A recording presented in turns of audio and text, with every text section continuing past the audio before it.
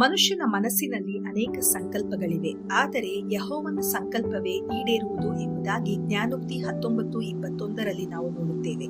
ನಾವು ಆಗಾಗ ನಮ್ಮ ಮನಸ್ಸನ್ನ ಕನಸುಗಳಿಂದ, ಆಕಾಂಕ್ಷೆಗಳಿಂದ ಮತ್ತು ಎಚ್ಚರಿಕೆಯ ಯೋಜನೆಗಳಿಂದ ತುಂಬಿಸುತ್ತೇವೆ.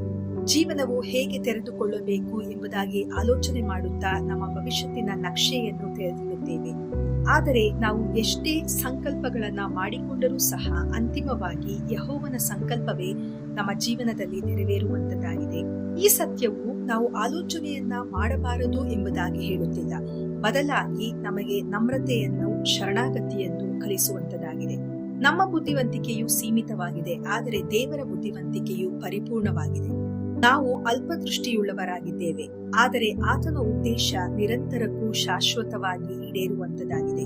ಅನೇಕ ಸಂಗತಿಗಳು ನಾವು ಸಂಕಲ್ಪಿಸಿದ ರೀತಿಯಲ್ಲಿ ನಡೆಯದಿದ್ದಾಗ ಅದು ವೈಫಲ್ಯ ಎಂಬುದಾಗಿ ಅರ್ಥವಲ್ಲ. ಇದರ ಅರ್ಥ ನಾವು ಇನ್ನೂ ನೋಡದಿರುವ ಉನ್ನತ ಯೋಜನೆಯನ್ನ ದೇವರು ಹೊಂದಿದ್ದಾನೆ ಎಂಬುದಾಗಿದೆ. ಆತನ ಯೋಜನೆಗಳು ಯಾವಾಗಲೂ ನಮ್ಮ ಒಳಿತಿಗಾಗಿಯೂ ಆತನ ಮಹಿಮೆಗಾಗಿಯೂ ಇರುವಂತದ್ದಾಗಿದೆ. ಆದುದರಿಂದ ನಮ್ಮ ಆಲೋಚನೆಗಳನ್ನ ತೆರೆದ ಮನಸ್ಸಿನಿಂದ ನಾವು ಸ್ವಾಗತಿಸೋಣ. ಕನಸುಗಳನ್ನು ಕಾಣೋಣ, ಆದರೆ ದೇವರಿಗೆ ಶರಣೋಗೋಣ. ಕಷ್ಟಪಟ್ಟು ದುಡಿಯೋಣ, ಆದರೆ ದೇವರನ್ನ ನಂಬೋಣ. ಮುಂದಿನ ಹೆಜ್ಜೆಯನ್ನ ಇಡೋಣ, ಆದರೆ ದೇವರ ನಿರ್ದೇಶನಕ್ಕೆ ಮಣಿಯೋಣ. ಸುರಕ್ಷಿತ ಸ್ಥಳವೆಂದರೆ ನಮ್ಮ ಸ್ವಂತ ಆಲೋಚನೆಗಳು ನೆರವೇರುವುದಲ್ಲ, ಬದಲಾಗಿ ದೇವರ ಚಿತ್ತದಲ್ಲಿ ಕೇಂದ್ರೀಕರಿಸಲ್ಪಟ್ಟಿದೆ. ಆದುದರಿಂದ ಧೈರ್ಯವಾಗಿರಿ.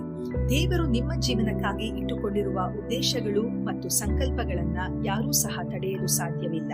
ಆತನ ಆಲೋಚನೆಗಳು ಯಾವಾಗಲೂ ಮೇಲುಗೈಯನ್ನ ಸಾಧಿಸುತ್ತದೆ. ದೇವರು ನಿಮ್ಮನ್ನ ಆಶೀರ್ವದಿಸಲಿ.